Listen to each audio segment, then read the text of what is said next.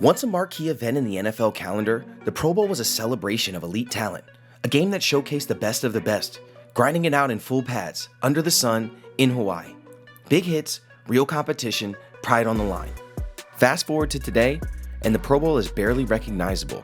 What was once a gritty exhibition of football's finest has become, well, a glorified walkthrough, or more recently, a flag football game.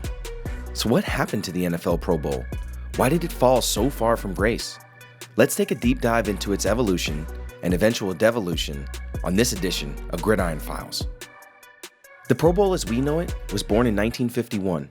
Initially held in Los Angeles and later permanently in Hawaii, it was a postseason all-star game, pitting the top players from each conference against each other. Prior to 1951, the NFL had an all-star game each year, pitting the defending league champions against a group of all-stars from the league, beginning in 1938. This model lasted only 5 seasons before the league put a hold on the All-Star game due to travel restrictions during World War II. Additionally, the league champions won the first 4 contests before the All-Stars captured their first victory.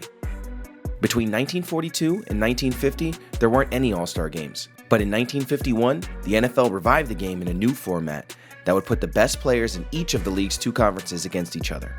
And this format would stick with the NFL-AFL merger prior to the 1970 season. And in 1971, the promise of a monetary prize would be implemented, with the winners of the Pro Bowl receiving $2,000 each. In the earlier decades, especially in the 70s, 80s, and 90s, it mattered. Sure, it wasn't the Super Bowl, but the players took pride in the Pro Bowl. They competed, they hit, they wanted to win. Up until 2010, the Pro Bowl was held after the Super Bowl. Players who were on the conference champion teams would still participate, ensuring the top players from that year would be battling against each other for one last hurrah before the season ends. It was an honor, a place where the best of the best competed to be known as the top dog. You could see it in the way the players tackled, in the way they played defense. Some even used the Pro Bowl to prove a point. For those who weren't on Super Bowl teams, this was the biggest stage, and fans tuned in for one last look at football before the long, empty offseason. Through the first few decades of the Pro Bowl, we saw outstanding performances from NFL royalty. In 1987, Hall of Famer Reggie White recorded 4 sacks in the contest, en route to being named Pro Bowl MVP. In 1991, Jim Kelly threw for 210 yards and 2 touchdowns on his way to the game's MVP honor. Michael Irvin caught 8 balls for $125 and a touchdown in 1992. Marshall Faulk ran for a whopping 180 yards in 1995. And who can forget Randy Moss's 200-yard performance in the 2000 Pro Bowl? And arguably the best wide receiver performance of all time, Brandon Marshall catching 4 touchdown passes in 2012. But the 2012 game seemed to tip the scale for most viewers. NFL Commissioner Roger Goodell came under fire for the apparent lack of effort. Fans were audibly booing the play from the stands. Despite the high-scoring game of 59-41, commentators all over the country and even current players themselves were criticizing what had become a glorified flag football game. But how did we end up here? What happened to the pride of winning? Where was the pure love of the game? Let's rewind a bit. Football in the 80s and 90s and even early 2000s was a very different beast from what we know today. It was raw, it was brutal, it was violent in a way that almost feels alien now. Back then, the game thrived on physicality. Players were bigger than life, but smaller than today's giants, and maybe a little slower. But what they lacked in modern athleticism, they made up for with a level of toughness that was almost mythic. Defenders launched themselves like missiles. Running backs smashed through piles like battering rams. Quarterbacks knew they were fair game. A sack wasn't just a tackle, it was a statement. The Pro Bowl was a showcase for some legendary hard-nosed hits, and fans lived for it. There was no sliding. There was no defenseless receiver penalty. If you caught a ball over the middle, you expected to get crushed. If you were a quarterback, you expected to be driven into the dirt.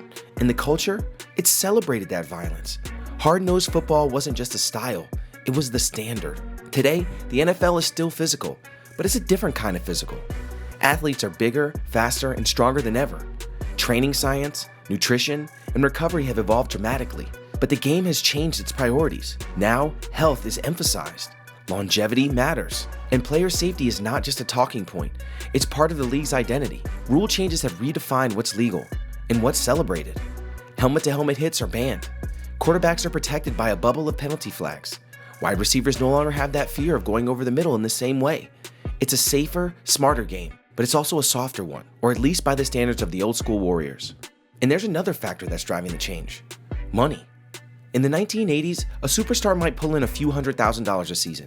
Even into the 90s, million-dollar contracts were huge news. Today, Top players sign deals worth hundreds of millions of dollars. A torn ACL doesn't just cost you a season anymore. It can cost you generational wealth.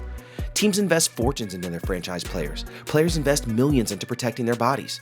Personal chefs, private trainers, hyperbaric chambers. In a world where the average NFL career is barely 3 years, staying healthy is survival. And that brings us back to the Pro Bowl. Once upon a time, players treated it like a real game, a last chance to compete, to prove something, to show pride in their conference. But now, the risk simply isn't worth the reward. An injury in the exhibition game could mean millions lost, contracts voided, careers shortened, so players pull out. Or if they play soft. 2 hand touches, jogging through plays, protecting each other, laughing it off. A single hit can end a season or a career, so why would a franchise quarterback, a star running back, or an elite pass rusher risk it all for a game that doesn't count? The truth is, the stakes were never high in the Pro Bowl, but now the risk outweighed the reward. Players began skipping the game altogether, citing injuries, or simply not wanting to risk one. And honestly, who can blame them? As more and more players opted out, replacements became more common, and the rosters no longer felt elite. Fans started tuning out. The Pro Bowl lost its star power. It lost its spark. At the same time, the NFL audience itself was changing. Younger fans were more interested in highlights, personalities, and social media moments more than traditional full-contact football games. So the league began experimenting. In 2014, they had NFL legends Jerry Rice and Deion Sanders as team captains, who selected from a pool of Pro Bowlers to play against each other. In 2017, the NFL introduced the Pro Bowl Skills Showdown, featuring events like dodgeball, best catch competitions, and accuracy drills. It was fun, it was fresh, and it was a hit. For some fans, these skills challenges were more entertaining than the game itself. The idea of skills competitions were not new, but instead of being a sideshow as they used to be in earlier iterations, now they were being marketed as a focus to draw more fans back to the game. By 2023, the NFL finally pulled the plug on the traditional Pro Bowl. In its place, a week-long Pro Bowl games experience, capped off by a flag football game. No tackling, no pads, just stars having fun, showcasing their athleticism without risk. Was it real football? No. Was it competitive? Kind of. But for the first time in years, people were actually talking about the Pro Bowl again. Today's Pro Bowl is less about competition and more about celebration. It's a reward, a week for players to relax, to be recognized, and to interact with fans. For many, especially young fans, it's a chance to see their favorite sports stars in a casual, human light. It may not satisfy the purists who miss the hard-hitting all-star battles of the past, but in a league where the average career is just over 3 years, the Pro Bowl isn't about violence anymore. It's about value. Long gone are the days where we'd see devastating hits from the defense, where we'd see quote-unquote all-stars from the NFL duke it out in competition that resembles what we'd see during the regular and postseasons. And it's not just the NFL grappling with this problem. All-star games across every major sport are struggling to find their place in a modern world. Look at the NBA. Once upon a time, the NBA All-Star Game was a showcase of the league's finest and fiercest talents. Decades ago, players cared. Sure, the first 3 quarters were often loose and flashy, but when the 4th quarter hit, the game tightened up. The best players in the world actually competed, playing real defense, setting hard screens, chasing rebounds like it mattered. It wasn't just an exhibition, it was respect. Viewership numbers are dropping year after year. Critics, including former players, are calling the game a mockery. Even Adam Silver, the NBA commissioner, has openly admitted that the All-Star product isn't what it should be. Across the board, All-Star games are struggling. The MLB All-Star Game clings to some relevance, mostly due to tradition. The NHL, it's pivoted towards fun, carnival-style skill competitions to stay interesting. The truth is, no league has figured out how to make the All-Star concept work in an era where money, health, and long-term brand value matter more than the short-term bragging rights. The incentives just aren't there anymore. The risks are too high. The fans are smarter. They can see when players aren't trying, and the players know it's not worth getting hurt for a pat on the back or a small amount of money. What we're seeing isn't just a Pro Bowl problem, it's a sports-wide phenomenon. The era of a hard-fought All-Star game, where pride-fueled competition and legends were made in a meaningless game, it's fading. And today's All-Star games are entertainment first, lighthearted, casual, forgettable. And unless something drastic changes, unless leagues find a way to make it matter again, it might stay that way. And if All-Star games are fading into irrelevance, the question becomes, can they be saved? Can leagues make them matter again? The short answer is maybe, but it's going to take some creativity. One idea, put real stakes on the line. Major League Baseball once tied World Series home field advantage to the outcomes of the All-Star game. It wasn't perfect, but it made players care more. Imagine if the NFL Pro Bowl winner earned an extra bye week for their conference. Would it be controversial? Absolutely, but it would get players and fans invested again. Money talks. Right now, All-Star bonuses exist, but they're small compared to players' actual salaries. And let's just say it, All-Star games are dead. Honestly, they only have themselves to blame. Back in the day, All-Star games were wars. NFL players would hit like the Super Bowl. NBA legends treated the All-Star game like a backyard brawl for bragging rights. You got MJ in the fourth quarter screaming for the ball. Kobe locking dudes up full court. It was intense. It was respect. Today, it's a joke. The Pro Bowl is a flag football game. The NBA All-Star game is a TikTok dance competition with a basketball lying around somewhere. Nobody plays defense. Nobody hustles. Half the biggest names don't even show up. And the ones who do are barely trying. And guess what? The fans notice. Ratings are tanking. Nobody cares anymore. And here's why. Number one, money. When you're making $250 million guaranteed, you're not risking a knee injury in a meaningless game, period.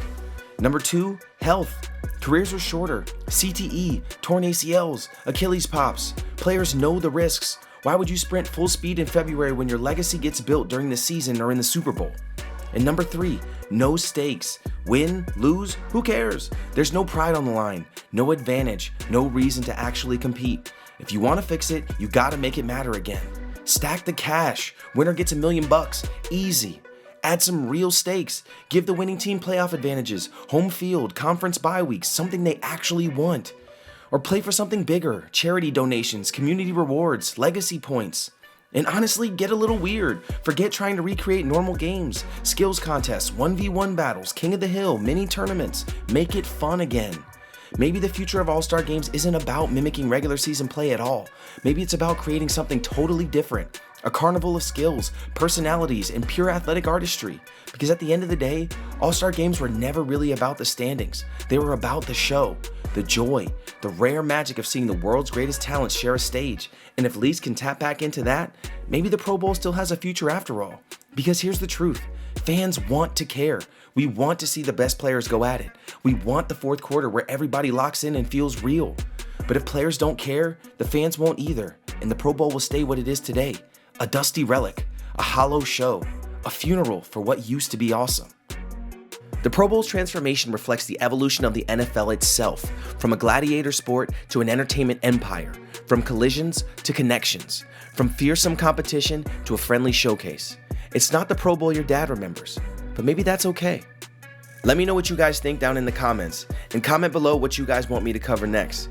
Be sure to like the videos and subscribe for more content like this on the next edition of Gridiron Files.